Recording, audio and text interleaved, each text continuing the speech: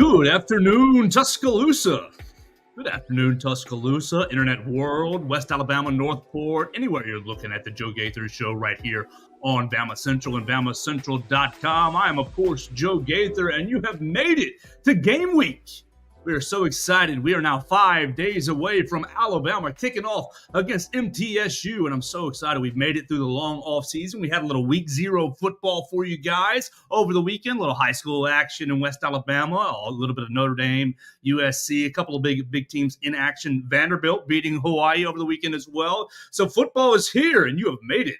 And I appreciate everybody jumping in and joining us on the Joe Gaither Show on BamaCentral.com. You can watch us on YouTube, on Facebook, on Twitter at Joe Gaither 6 or at Bama Central. You can find us on Spotify, Apple Podcast, and on Amazon, anywhere that you find your podcast. And of course, we want to encourage you to listen to our other Bama Central Broadcasting Network podcast. We have All Things Bama with Katie Wyndham and Austin Hannon, and we have Blue Collar Unplugged with Blake Byler, Matthew Gibson, and Jacob Pickle, giving you everything Nate Oates and Bama basketball related.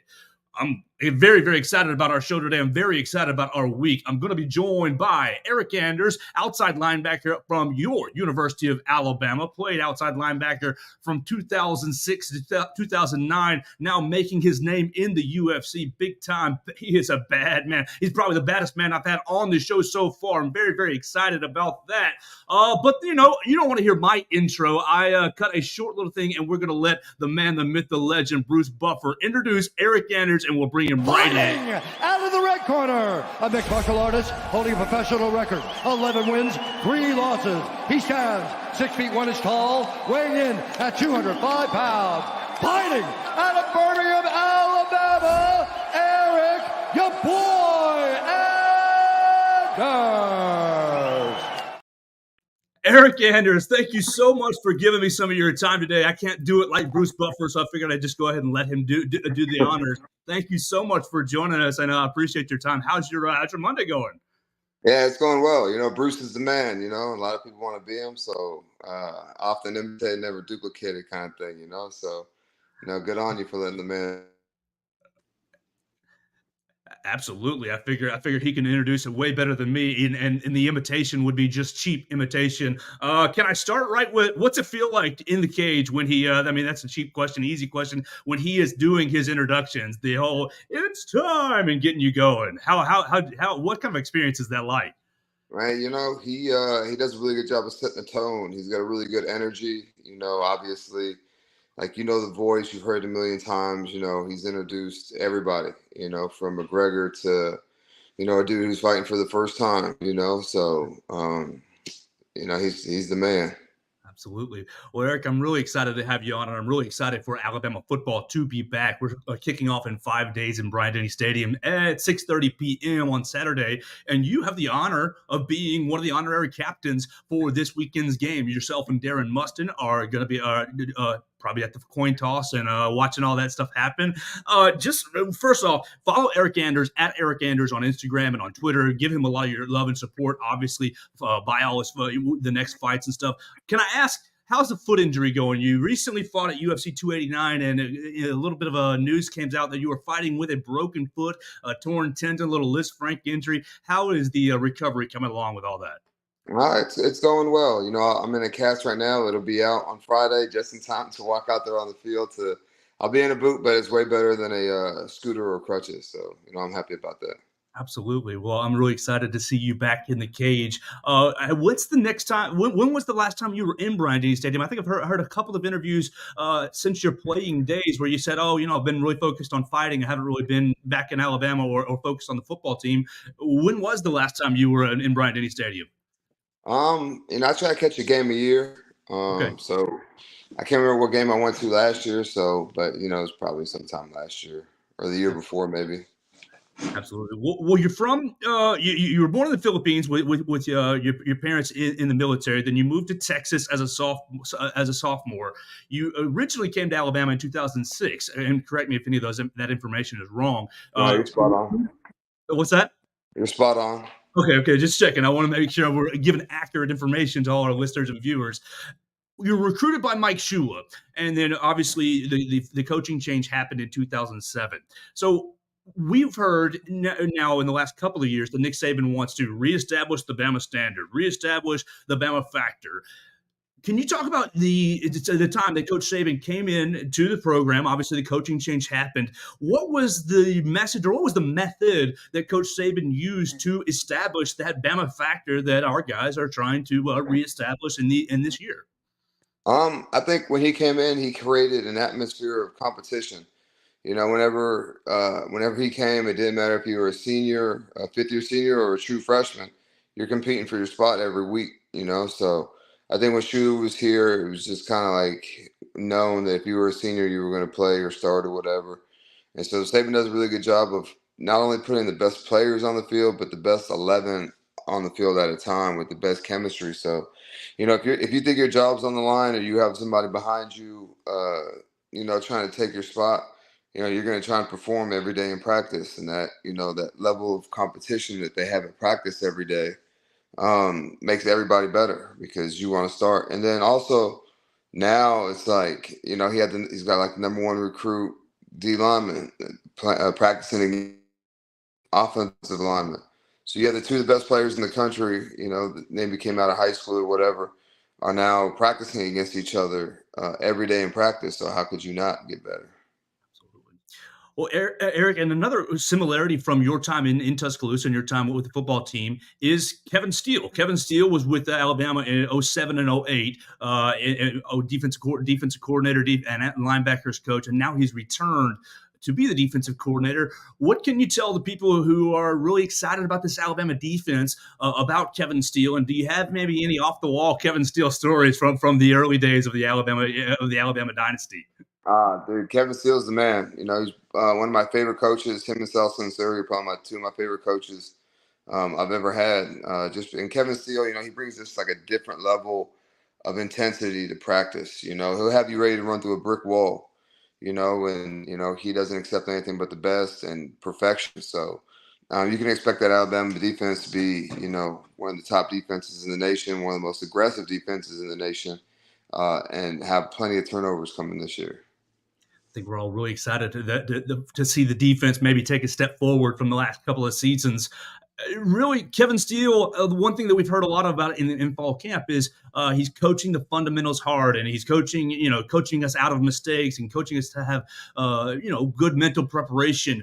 How challenging was it for you to go from high school to Mike Shula to really the Nick Saban era in the difference in preparing for games and the challenge of, I got to go through Sunday through Friday rather than just showing up on Saturday. Oh man, from high, and when I went to high school, it was just kind of like Eryk, go get the ball kind of thing. There wasn't really like we had assignments and stuff, but at the end of the day, go get the ball. And usually I was like the better athlete. It didn't matter if I was right or wrong. I could get to where I needed to be. But when I got to college, even with Shula, everybody's a great athlete. Everybody's an all-state this and all-American that. So, you have to like rely like less on athletic ability and actually know how to play. Got there, they call his playbook Sabanese, just because it's like so complex. There's a lot of words. There's a lot of stuff in there. Each play is like 3 or 4 calls in one. If they do this, we'll go to that. If they do this, if this guy goes there, we'll do this. So I really learned the X's and O's of football, along with like the technique and how to play. So if you come through a Nick Saban defense, man, there's no doubt that you're NFL ready, and you understand the game of football rather than just go get the ball and get it on the ground kind of thing. Today is supposed to be Depth Chart Monday over at the Mount Moore Center. I just left there, and we heard from Nick Saban, and we heard from Deontay Lawson and Seth McLaughlin. We'll talk about that at a different point in the show. But Coach Saban did not put out a depth chart today. He said, it's a distraction to our players, and I want them all to feel like, nobody's a backup level player. What were your memories from, receiving? We've gone through fall camp. We've been busting our tail, and here's the first depth chart. Do you think it is a distraction in the building? And maybe what are some of your memories from depth chart Monday? I think everybody already knows what's up and where they're at. I think he does that more so because he doesn't want the media like talking about things like that and saying like maybe Sometimes the media does, they're like, this guy's a starter, but that guy's better, or he had a better this or did better at that. So I think Nick Saban, is really doing that to mess with you guys more than anything. I think that everybody in the locker room knows, Saban knows, the coaches know who's going to be the starter, who's going to, this, that, and the third, And so there's no question. Everybody knows their role on the team and where they're at. When you were here with the Crimson Tide, you played a lot of, I guess it's called jack linebacker, that outside down linebacker, and obviously many people, if you just woke up yesterday and you go, Eryk Anders was in the national championship game in 2009 and had the strip sack on Garrett Gilbert that really sealed the deal. So what do you see, or what does it take to play that jack linebacker? Alabama's going to play Chris Braswell really in that position this year. What really are some traits or characteristics that you would say is vital to being successful as a jack linebacker? They really want you to rush the passer. They really try to do a good job of, putting them behind having large, big down and distance, like third and long, third and, 6 or more, I guess. And so that they can really turn that jack linebacker loose to rush the passer. But you have to do everything. You have to rush the passer, stop the run, and, drop back into coverage. And, when I was there, they did a lot because of like my body type and my attributes and stuff. They did a lot of like packages with me and, all kinds of, loop-de-loops and, crazy things because they knew I could rush the passer. That was what I did. That was like the best thing I was good at. So I think another thing that Saban does really well is he adapts the playbook for the players. It's not just like, these are our plays, this is what we do. Okay, this guy's good at that, so we need to give him opportunities to do whatever that is. So, it's just you have to like do a little bit of everything with that jack linebacker. So I'm sure that kid's going to do awesome. I'm sure he's probably 6'5", 260 pounds at least. Yes. So I'm sure he'll have a big frame, much bigger or larger than mine. So yeah, I'm sure he'll be able to get back there, rush the passer, and be able to stop the run as well. You're obviously a member on the 2008 team that went 12-2, won the SEC West for the first time in ages, and then ultimately fell to Florida and then Utah. What was the difference? What would you say was the difference between the 2008 team and then the 2009 team that went on to be undefeated and win it all and take care of business? What would you say was the biggest difference between those two teams? Saban was already here and you've already got talent, but what would you say was the difference between those squads? Attitude. I think we ran through everybody in 2008, and then, we lost to what I think a controversial face mask call, I think, that they called on Dante Hightower or something like that. They gave him a first down, and they ended up scoring. They put him on like the 5, whatever. And so I think it just kind of took the wind out of our sails, and we didn't take that Utah game very seriously. Not taking anything away from Utah. They came out there, did their thing, and beat us. But I don't think there was just a lack of focus in that game. And it was embarrassing to lose like that. So I think that team that came back in 2009, we had that bad taste in our mouth. And, man, I've never been a part of a team that played more as a team than that team. You know what I mean? Like, everybody had each other's back. Everybody, even the locker room, the atmosphere in the locker room was different. Everybody just kind of gelled, meshed, and we went undefeated that next year and won the whole thing. So I think that I hate to be cliche and say that everything happens for a reason, but I honestly think if we don't lose to Florida, no telling what would have happened in the national championship game. I don't even remember who played that year, Florida and whoever. Oklahoma, I believe.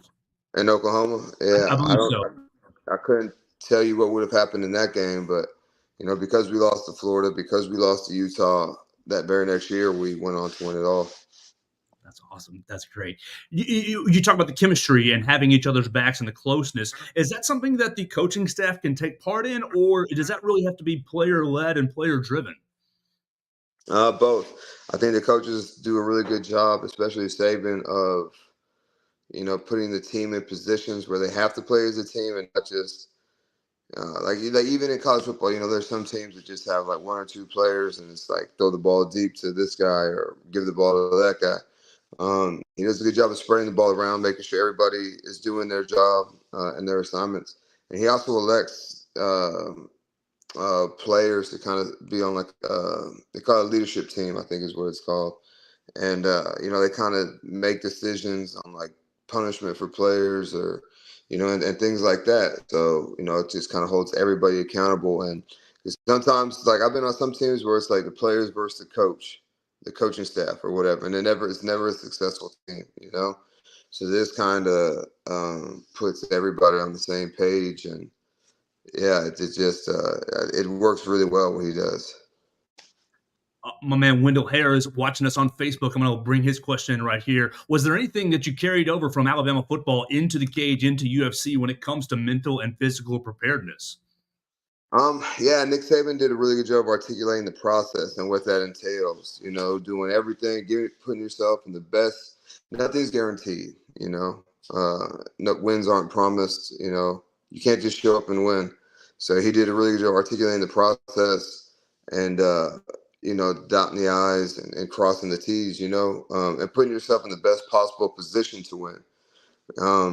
Obviously, I haven't won every fight, but I've done everything I can to get prepared for a fight. And then whatever happens in there, it's whatever. If I win, of course I expect to win, but loss, it still hurts. It's still I don't like losing, but at the same time, like, I can sleep easy at night knowing that I did everything that I was supposed to do to get ready for the fight, and the fight just happened the way it's going to happen. We're talking to Eryk Anders, UFC middleweight / light heavyweight. You're still kind of in the middleweight zone, right? You once you transition back to middleweight, okay, perfect. And you can make sure you guys follow him at Eryk Anders on the Instagram machine, and you can see him this Saturday as honorary captain at Bryant-Denny Stadium, right there, 6:30 on Saturday against MTSU. I want to ask you about after Alabama. After Alabama, you spent just a little bit of time with the Cleveland Browns and a little bit of time in the Canadian Football League. Today, or really tomorrow, is NFL cut day. You're getting these 3 or 4 days to cutting down the roster. What was that moment like for you with the Browns, or and really with the Canadian team, where you're like, oh my gosh, my football career is kind of in flux? What was that moment like for Eryk Anders? Well, I mean, I already knew that, like, I got picked up in free agency, so I already knew I wasn't like I knew I really had to work to earn my spot. And so, I mean, of course, nobody wants to get cut, and it's like, but I already knew anyways. Like, football ain't gonna last forever, anyways. But at the same time, it's like, damn, I just lost my job, so to speak. What am I gonna do next? And I went to Canada, and the exact same thing happened. And then I went to so when I went after Canada, I was like, oh well, whatever. I've already been through this once. And then I played a year of arena football, and then came back, and then it wasn't shortly after that I started working and training to fight, and maybe like 4 years, 2 years after that, something like that, I started fighting professionally, and yeah, I think 2 years after I turned pro, I made it to the UFC, and I've been here for about 6 years now. So yeah, it's been good. I think like I was saying before, you have to go through some things to lead you in another way, So yeah, it's like getting cut or whatever, and I really didn't understand why. And I wanted to play football. I was like bitter, upset. But then I found fighting, and to be honest, I enjoy this more than I ever did football. So, I think, if I kept playing football, obviously, like, I'd have never found fighting, and I, have a lot more, probably make a lot more money doing that than I do fighting. But man, I'm very happy and more happier fighting, and with my schedule and stuff, and the actual sport and competition, training and practice and things, than I ever was football. Man, it's 500 degrees outside. It's miserable. I, Yeah. I do an inside sport now. I get to practice in the air conditioning, so it's all good. You can't put a price on internal fulfillment. So that's really Yeah. strong. I read that once you were out of football, and again, correct me if I'm wrong, but I read that you were working maintenance in apartments around Tuscaloosa for a little bit of time. Uh, Dude, I did a lot of stuff. I really thought that, like, and this was probably like the biggest eye-opening experience outside of getting cut and all that other stuff. I thought, because just a year before we had won a national championship. So I came back to Tuscaloosa thinking that I would be able to get a job somewhere. Several people, you know, wanted to like go to lunch or whatever, and under the premise of a job interview, and then we'd eat lunch, and we talk about nothing but Nick Saban and Mark Ingram. And at the end of the thing, I'm like, yo, so what's up with that job? And he's like, oh, we don't have any openings. So that was like one of the biggest frustrations is that, you know, people would, hey, come interview for this job. And I don't have no job experience. Like, you know, I wasn't thinking, I thought I was getting like special treatment because I played at Alabama. It's like, we're going to go to lunch instead of me coming to the office for the job interview, you know? And then they just switch it up on me at the end. And long story short, man, I did a lot of things. Like I cleaned apartments. You know, when you move out an apartment, people had to like, somebody comes in there, paints it, cleans it to get ready for the next person. I was doing that. I was working for a company there in Tuscaloosa. I can't remember the name, but they cleaned factories. Like pulp mills, paper mills, you know, things like that would shut down, and then we go in there and clean it, which is, it doesn't sound like much, but it's dangerous because they would use water lances, which is like what do you call that thing? Pressure washer. A pressure washer on steroids. People were out there losing fingers and toes, you know, off of that stuff. I worked for Coca-Cola for a little bit. Worked in the Redstone Arsenal up in Huntsville, and that's, you know, I thought that was where I'd be forever. And then that ended, and I just came to Birmingham and sold out to fighting. And, you know, like I said, I don't like, at the time I didn't understand. I was very resentful towards the University of Alabama.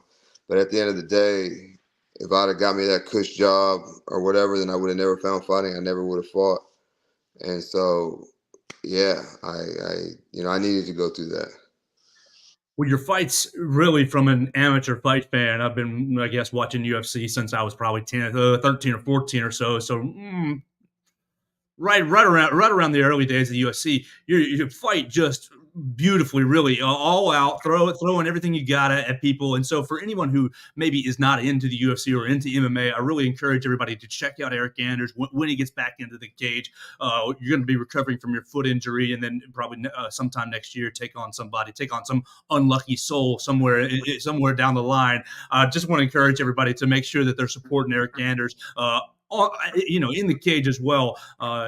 So one thing I want to ask you is about that moment, about your search, about your search, and then you end up fighting over here on Skyland Boulevard, and really, I read that you're 22, 20-something amateur fights. Were you a little ever discouraged to say, okay, I've been fighting amateur fights, I've been beating guys, I've been taking care of business. Is anybody going to pick me up? Is anybody going to get me on their radar? Get me into? I guess it was Bellator that was maybe first. Bellator was first. What was your thought process like going through and taking all those amateur fights? Well, for me, like I had no experience fighting. I got like JV wrestling experience, and I just like there have been a couple guys that I had trained with that fought in the UFC, and just like the level of skill compared to mine it wasn't even comparable. You know what I mean? So I wasn't like blind and, you know, was like, yeah, I'm the best fighter out here. I knew I wasn't very good.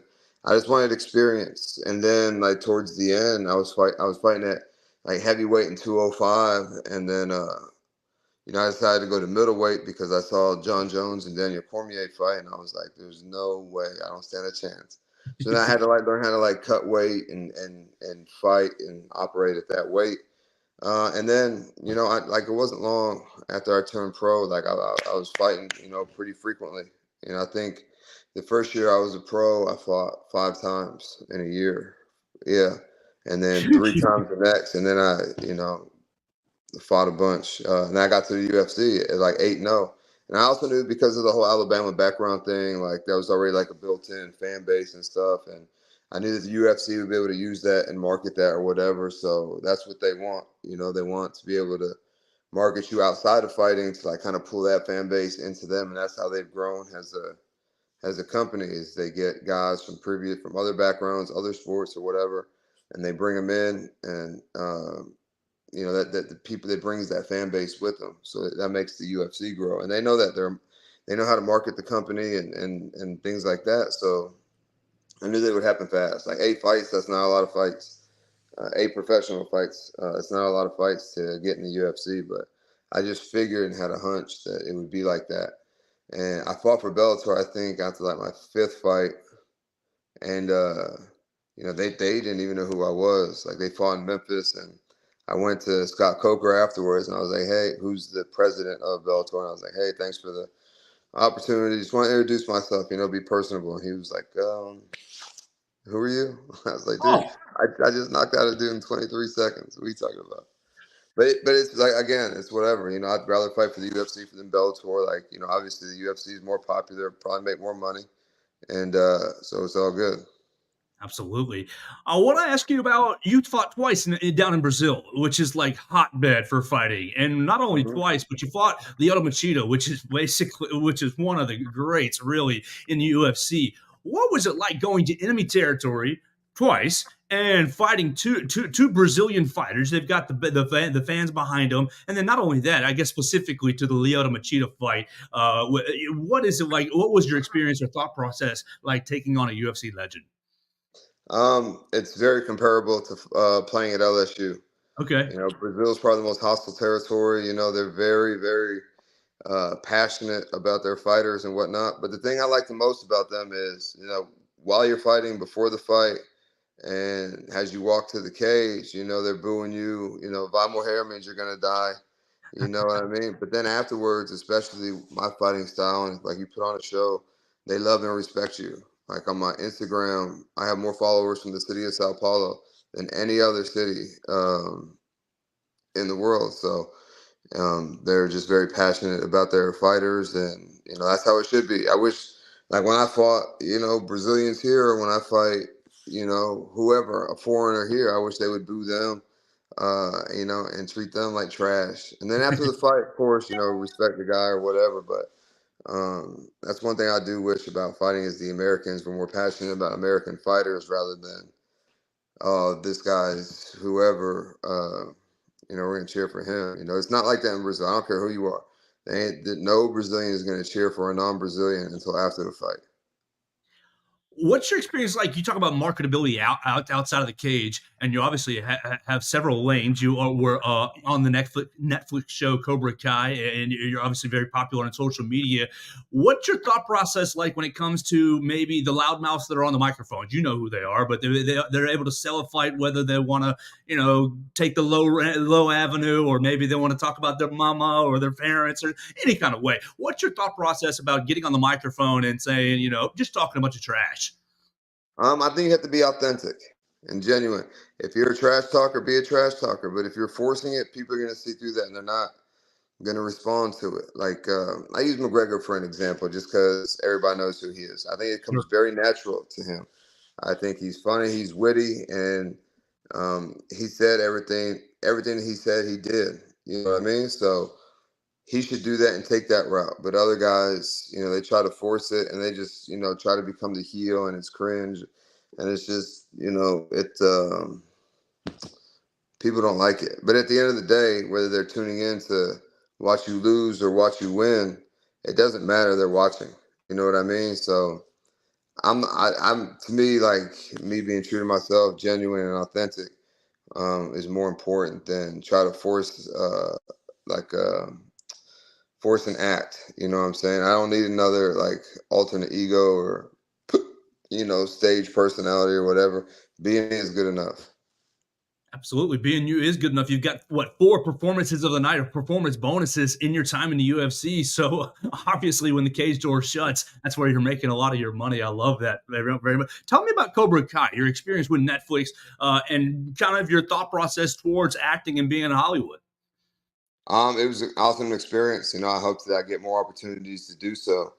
Um, but doing that show, it gave me a new respect for actors. I always thought they were just kind of like prima donnas and entitled and things like that. But man, I was in a minute and a half of one episode, and it was a 24 hours to shoot those scenes. Oh, God. 2 12-hour days. So yeah, it's exhausting. I must have shot that fight scene 100 times. And just when I got it right, they say you're going to do it again, but we're going to move the cameras to the other side so that we can see Johnny Lawrence. And they get to split it up. So I guess for me, it was worse because, the first, 100 times I've actually fought William Zapka, who plays Johnny Lawrence. And then when they turned the cameras around, I had to fight the stunt double. And then, for a week before, like we rehearsed the fight scene, and then on the day to go shoot the scene, like, yeah, we're not going to do any of that. We're going to do this. So it was cool. I got paid to do the practice stuff. So really, at the end of the day, it really didn't matter to me. But I was just like, man, there's a lot of improv and last minute switching things up. So it just gave me like a new respect for actors because, like I said, I just kind of thought that they were, had their nose up in the air. But William Zapka is a fabulous individual. And the thing that I can appreciate the most about him is he is Johnny Lawrence. His personality is, I don't even think he has to act. I think he just has to learn the lines because, just talking to him like, off camera or whatever. Yeah, he's full of one-liners. He's funny. He's got quick, witty responses, and he is Johnny Lawrence. So they probably couldn't have picked a better person for that character years later. Were you big time into Karate Kid when it came out? I guess that was probably late 80s, early 90s. Yeah. My brother, he's 5 years older, so he'd watch those movies on repeat. So I've seen them all, and yeah. And then so when it came back out, I was like, oh, that's cool. And then my kids were into it, so it kind of skipped. I don't think it's a whole generation, but yeah, my brother used to watch it, so I watched it, and then my kids were loved Cobra Kai. So especially when I told them I'd be on it, they didn't believe me or whatever. And then when it came out and they saw me and all their friends at school saw it, actually my kids knew because when I left to go film it, I filmed it in Atlanta. Then they realized it was real. Then they just got all excited and stuff. You began training really professionally in Birmingham, is what I have, and then you moved out to Arizona, and then through our text today, you're back in Alabama at the moment. Are you still, when you recover, are you going to be planning to train in Birmingham or back in Arizona or somewhere else? Yeah, I was just going out there to train for fights. Sure. I've always lived here in Birmingham, but I'd leave for 8 weeks. I think my kids are getting older and being gone for 2 months. It's just yeah, I don't like it so much. So I don't think that I'll be gone for 2 months at a time or whatever. I think I'll start doing my camps and training here again, and I'll find a way to make it work that way. How does a fight camp, how does a fight camp translate or compare to maybe fall football camp? It's pretty similar. 2 days isn't the word because sometimes I practice 3 or 4 times a day. But the only difference is during fall camp, you're preparing for a season. Right. I'm preparing for just one fight, one individual. I'm preparing for 15 minutes over the course of 8 to 12 weeks. How have you learned? We've talked about this before on a previous show, but for our other listeners, how have you learned to manage the weight? I think maybe early in your career that was a little bit of a challenge, but you seem like you've kind of mastered the weight cut and really gotten comfortable at middleweight. What's been the kind of your secrets to mastering your weight? I used to blow up to 240 pounds in between fights. Now I try to keep it 220 and under, really right around 215. Because then when I start training, of course, I can't train like I'm training for a fight year round. So when I start training for a fight, the intensity goes up. I train more. So I will just, lose weight doing that just by the training by itself. But eating clean and I splurge a little bit. I'll have a beer here, a beer there, a pizza there, burger there. But before when I was fighting, that was my diet. It was, fast food and, that kind of junk. But, I kind of stay away from it, cook my own food and, I feel way better. What's the Chef Eryk Anders special? Spaghetti. It's probably not the best tasting thing. I probably wouldn't feed it to anybody else, but actually I take that back. I've been working on the grill a lot lately. I've grown my own vegetables in my garden. Oh, nice. And yeah, I do some really good chicken and steak on the grill. That's awesome. I'm sure the kids and the wife love that when you break that out. Yeah. The kids love it. Absolutely. Really, just a couple more for me, and I really appreciate your time so far. We've been talking to Eryk Anders, UFC middleweight, former Alabama linebacker, and this weekend's honorary captain for the MTSU game.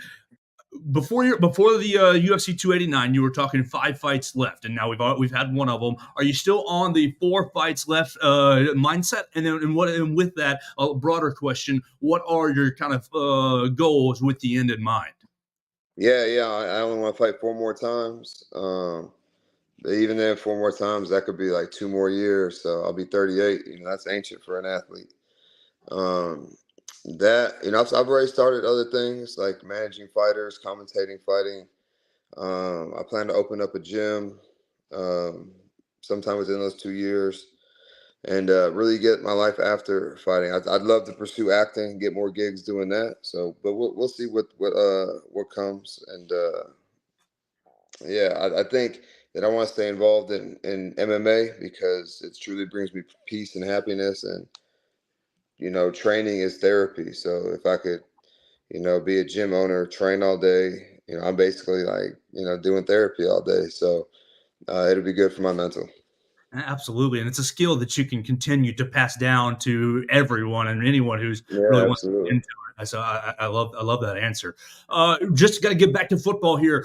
Have you paid any attention? Have you paid attention to what this team's going to look like this season? And really, how excited are you to really be in Bryant Denny Stadium serving as the honorary captain this weekend? Yeah, it'll be dope. It'll be cool. And with Kevin Steele back on defense, I think I'm a defensive guy. Offense is cool and all, but I love when defenses come up with stops, 3 and outs, and things like that. So I think we'll see a lot of turnovers. We'll see a lot of 3 and outs. We'll see a lot of big plays out of the defense, which makes football for me exciting. One thing I noticed on your Instagram was a link to an OnlyFans. Are you keeping that active? And is that mostly just exercising, or are they seeing other sides of your life on there? And how can they support you there? Man, you're gonna have to like and subscribe and find out, man. There you go.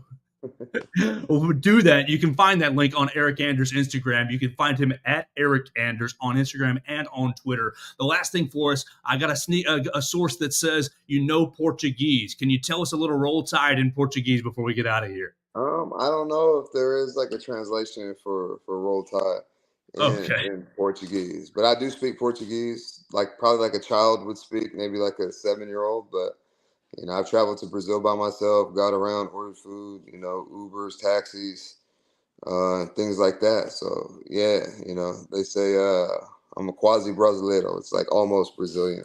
I So like that. and I I look love that. Brazilian, so they like me. Absolutely. Well, we love you too, right here in Alabama, and I really appreciate your time, Eryk. I hope you have a great week. I know you're going to jump on with Roger Hoover in just a little bit. I just ran into him at the Mal Moore Center. Tell Oh Roger I said yeah. hello in just a little bit. And really, anything that you'd like to promote or tell the Alabama fans viewing and listening to us today. Yeah, man, just get out there, follow me, support me at Eryk Anders, like you said, and see you guys Saturday. Absolutely, Eryk. Thank you so much for your time. I really appreciate it, man. I cannot wait to see you back in the cage, and I'll be waving one of the 100,000 waving down at you on Saturday. Man, appreciate it. You have a good one. Yes, sir. Thank you so much. Thank you. That's Eryk Anders, former outside linebacker here on the program. And wow, I'm very, very grateful for his time. He's going to have a busy week selling his appearance right here in Tuscaloosa. You guys can see him at the Bryant Museum on Friday. He's going to be signing autographs right there. Make sure you pay attention to his career. And if you can't pay attention to his career, I will be paying attention for you the next time that he announces a fight. I'll be talking about it right here. I love watching him fight. He goes all out. He goes all out. He's throwing bombs. He's throwing haymakers and elbows. He's got pretty good wrestling. He's an aggressive fighter. He's won 4 performance bonuses in the UFC already. So whether he wins or loses, you're going to see a great fight. And much like Tuscaloosa supports Deontay Wilder, I'd love to see Tuscaloosa, West Alabama, the university, you really get behind Eryk Anders. If he's only got 4 fights left in the UFC, really we need to do our best to give him as much support over those 4 fights so we can send him out a winner in each of those fights. He's recovering right now from a Liz Frank a broken foot injury. He fought UFC 289 with that broken foot. What a bad dude. So honestly, really appreciate his time. Really appreciate everything that he was able to give us on the program today. Look, that's going to do it for our show today. I'm going to be interviewing Sam Doughton. Sam Doughton is an MTSU staff writer tomorrow. He's going to be joining us tomorrow on the program. He's going to tell us all about the Blue Raiders. He's going to tell us all about that win against Miami last year and how they're planning on coming to Tuscaloosa to do it again. Fat chance. But I can't wait to hear from Sam Doughton tomorrow. He's going to be joining us for the program to break down the Blue Raiders and break down everything that MTSU is trying to throw at Alabama on Saturday. On Wednesday, you'll hear from Darren Mustin, the other honorary captain. Darren Mustin, I'm actually going to have that conversation later on this evening, and we're going to run it on Wednesday. So that'll be the Wednesday program. You'll have both honorary captains in the same week. Very, very thank you, Lord, for helping me set that up. Really appreciate that. Absolutely. And then on Thursday, we're going to run the conversation that I had with Jay McPhillips. I talked to Jay McPhillips from Yay, Alabama for a little over an hour on Friday afternoon. Jay was great, correcting me on a lot of things that I may have missed and a lot of things that I may have had wrong. So I really can't wait for you to hear that conversation on Thursday. That's going to be kind of the lineup for the rest of the week. Friday, we'll kind of do a football Friday. We'll set up the high school area games, and we'll talk all about the SEC matchups week number 1, Alabama MTSU. We'll talk about who's going to be a quarterback, this, that, and the other. Coach Saban was funny today. Coach Saban was funny, not putting out a depth chart, kind of saying it's a distraction and kind of poking at the media a good bit there, talking about the depth chart. So we'll talk about that on Friday, but I cannot wait for the rest of the week. We'll hear from Sam Doughton, MTSU staff writer, tomorrow on Tuesday. We'll hear from Darren Mustin on Wednesday, former Alabama linebacker, and we will hear from Jay McPhillips, executive director of Yay, Alabama, on Thursday. Want to encourage you guys to check out all our other Bama Central Broadcasting Network podcasts. You've got our friends All Things Bama with Katie Wyndham and Austin Hannon, and you've got our friends Blue Collar Unplugged with Blake Byler, Matthew Gibson, and Jacob Pickle. So the three of us together make up the Bama Central Broadcasting Network. You can hear it anywhere on BamaCentral.com. You can watch our shows on YouTube, on Facebook, on Twitter. You can listen to us on Spotify, Apple Podcasts, and Amazon. Find me on any of the social medias at Joe Gaither 6.